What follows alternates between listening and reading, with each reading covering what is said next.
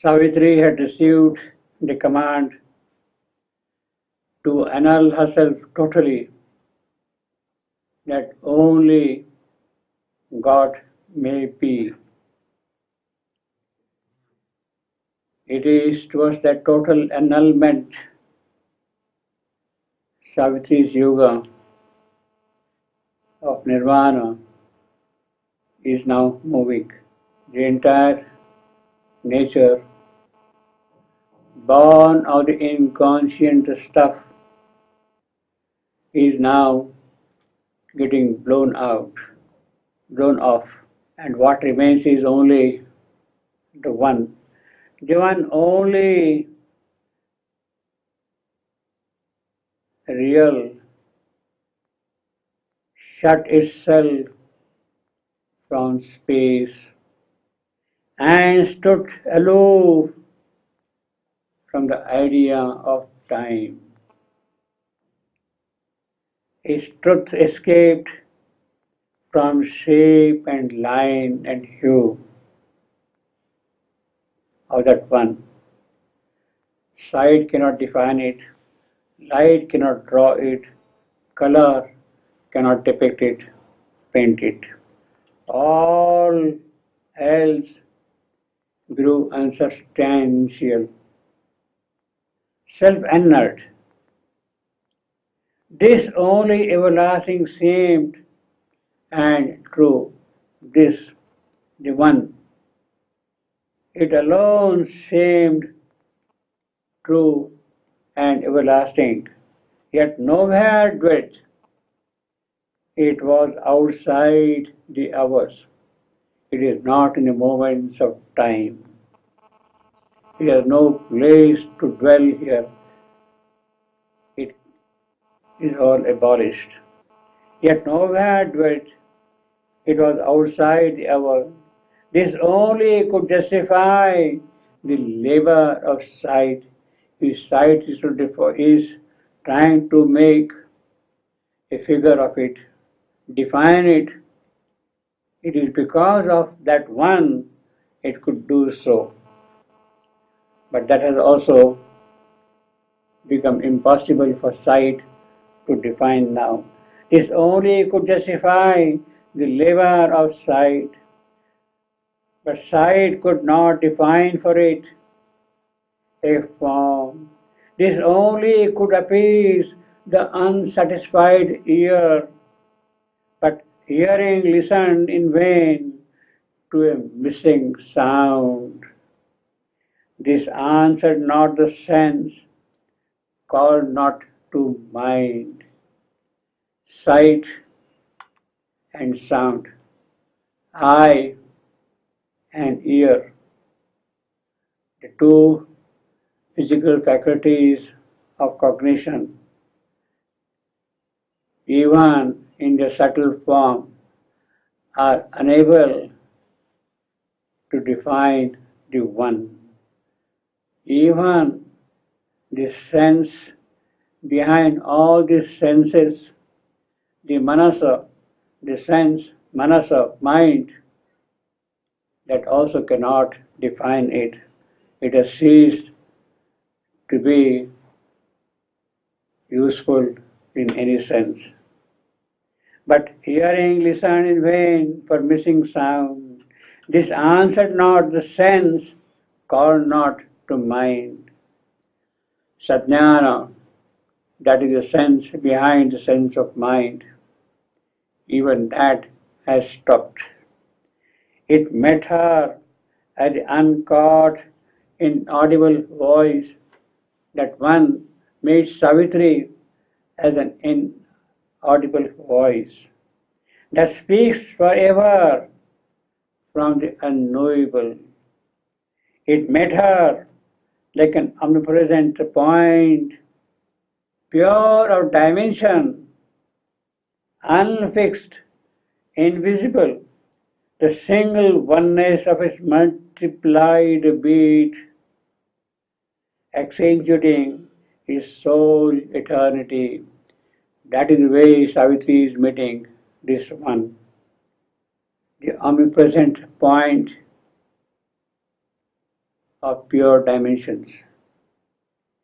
It faced her as some vast knot's immensity of a huge big cipher zero.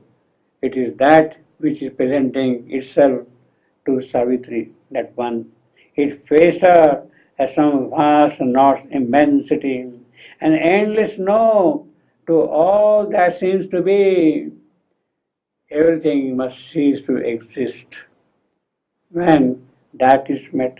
An endless yes to things ever unconceived, things which have potentialities, which have not come into existence, into expression. For them, there is the endless yes. For things which exist, for them, it is no. It is neti, neti, not this, not this, not this, not this. It is iti, yes, that, which has come into manifestation. It faced her as some vast not's immensity, an endless no to all that seems to be, an endless yes to things ever unconceived, and all that is imagined and unthought, an eternal zero or untotaled ought cipher anywhere, anything, an eternal zero or untotaled ought, a spaceless and a placeless infinite. That is the one Savitri is meeting. Yet eternity and infinity same, but words vainly affixed by mind's incompetence to a stupendous lone reality, the lone reality of that one. You may give attributes to it by calling it eternity and infinity. But these attributes seem to be born of mind. There, the world is but a spark burst from its light. Yes, this whole creation is nothing but a spark burst of its light. All moments flashes from the timelessness. All objects glimmerings of the bodiless that disappear from mind when that is seen. Yes, all objects are born of that bodiless, but even they disappear from the view of mind, from the mental view, from the vision of mind, when that one is seen. It held as if a shade before its face, a consciousness that saw without a seer, a consciousness that saw without a seer. That consciousness does not need a being to see.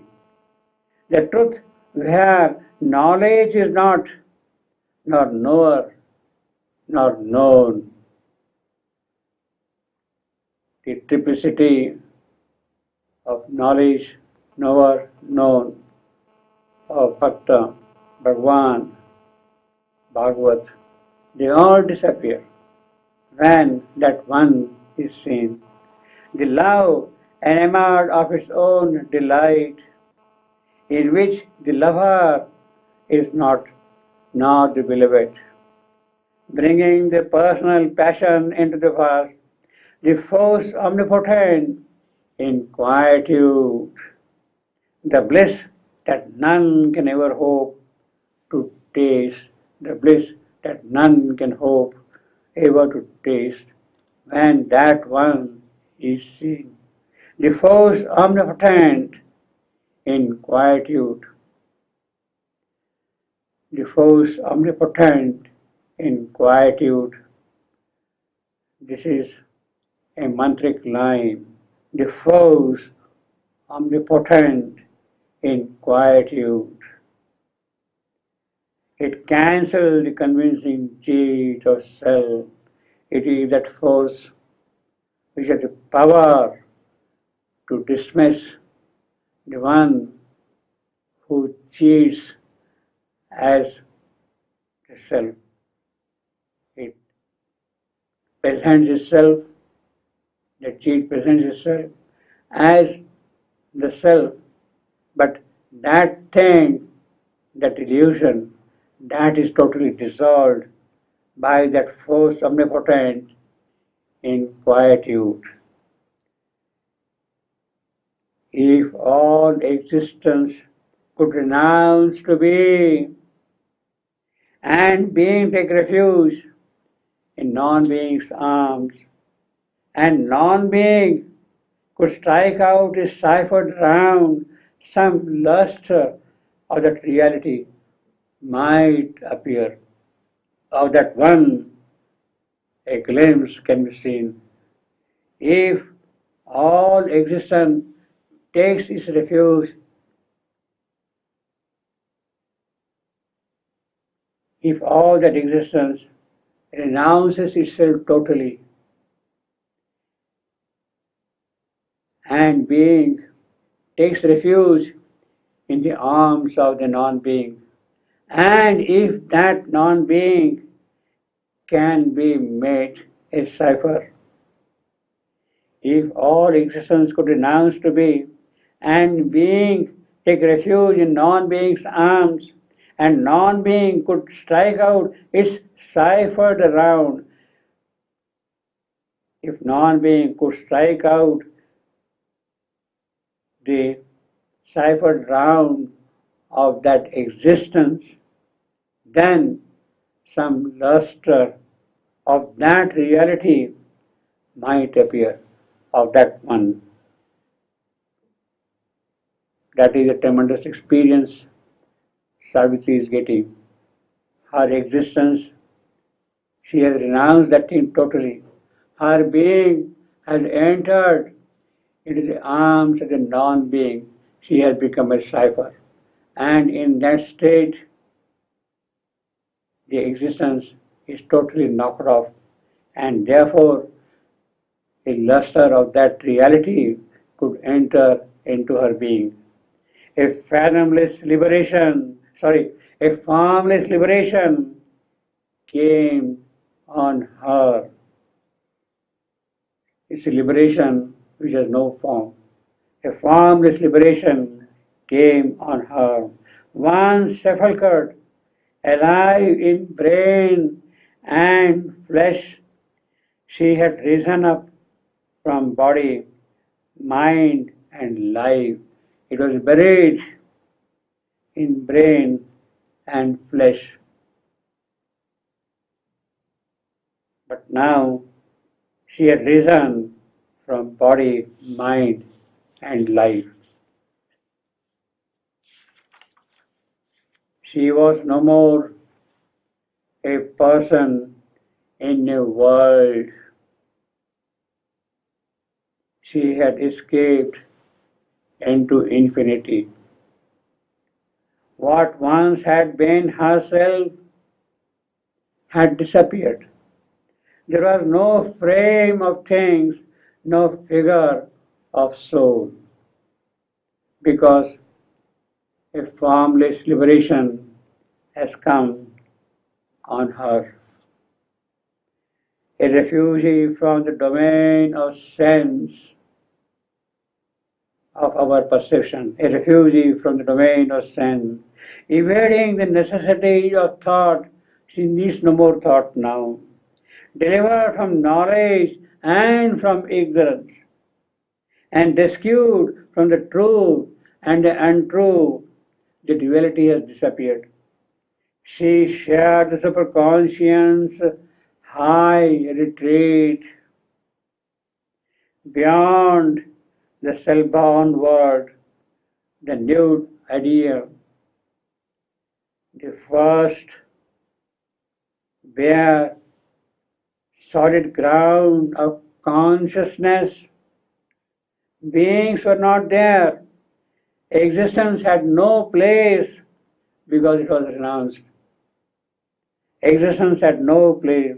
There was no temptation of the joy to be because the senses have also disappeared. The first bare solid ground of consciousness, that is what Savitri is meeting. The solid ground, superconscious high retreat. There was no temptation of the joy to be unutterably effaced, no one and null, a vanishing vestige like a violated trace, no mark, no traces there left behind. A faint record merely of a self now past. She was a point in the unknowable, Bindu, in the total vastness of the unknowable. Only some last annulment now remained. Annihilation's vague, indefinable step. A memory of being still was there. Savitri is still carrying the memory of being, her psychic memory with her. A memory of being still was there and kept her separate from nothingness. She was in that, but still became not that, because that memory still lingered in her. This shadow of herself, this memory, the shadow of herself, so close to not, so close to nothing, such almost a zero. This shadow could be again self's point of view to live, could again throw her back into life. This shadow could push her back into life. It's a fulcrum by which she could be pushed into life again. That memory is still lingering in her, almost zero, but it is still present. It is a shadow of herself, and that shadow of herself could throw her back into life, into her old self. It could become, the shadow could become self's point of view, a rallying point for the advancement of the army to make a forward movement. It could be a rallying point for Savitri to get back into her old self, the point of view. Could be again self's point of view to live, return out of the inconceivable, and be what some mysterious vast might choose. Yes, if she comes back, she would not be perhaps the same old Savitri. She will be some mysterious vast, chosen by the inconceivable. She will come newborn in the idea of force of the inconceivable. That will be the point of way, the point, the rallying point for her to live again. Even as the unknowable decreed, she might be not or new become the all. It depends entirely upon the unknowable. What she should be, whether she should totally disappear into the zero, into the cipher, or become the all, or is omnipotent nihil took a shape, emerged as someone and redeemed the world. That is the possibility. Is the omnipotent could take shape out of the nihil and emerge to redeem the world. So, if we could be for Savitri to come again into this world to redeem the world, even she might lean what the mystic cipher held, that zero, that inconceivable, what that held, she might even become that. This seeming exit or close end of all could be a blind, tenebrous passage screened from sight. Her state, the eclipsing shell of darkened sun on the secret way to the ineffable. Even now, her splendid being might flame back because that memory is there in her. Even now, her splendid being might flame back out of the silence and the nullity, a gleaming portion of the all wonderful, a power of some all affirming absolute, a shining mirror of the eternal truth, to show to the one and all his manifest face. Yes, she would come to show to all in the one the face which must manifest itself here. To the souls of man, their deep identity. Or she might wake into God's quietude beyond the cosmic day and cosmic night and rest apace in his white eternity. It could be Laya for Savitri. She might disappear into white eternity, into God's quietude, remain passive forever. She might disappear into that. But this was now unreal or remote or covered in a mystic fathomless blank. In infinite nothingness was the ultimate sign, or else the real was unknowable. It is the infinite nothingness which is going to determine Savitri's future, Savitri's fate. A lonely absolute negated all. It effaced the ignorant world from its solitude and drowned the soul in its everlasting peace.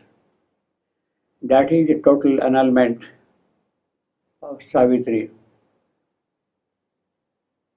Annulment for only God to be.